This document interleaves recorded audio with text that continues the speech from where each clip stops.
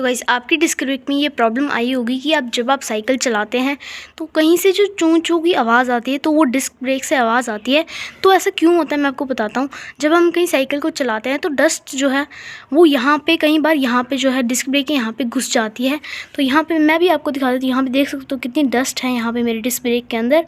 और आप इसको रिपेयर करने के लिए आप इसे वॉश कर सकते हैं, शैम्पू वाले वाटर से भी आप इसे वॉश कर सकते हैं, या फिर आप टैप में इसे अटैच करके एक प्रेशर वाटर मार सकते हैं तो ये ठीक हो जाएगा। मेरे साइकिल में भी ये प्रॉब्लम आ रही थी, मैंने सोचा आपको शेयर कर देता हूँ, आपकी हेल्प हो जाएगी। तो वीडियो अच्छी लगी तो लाइक कर देना, चैनल को सब्सक्राइब कर देना फॉर मोर न्यू वीडियोस।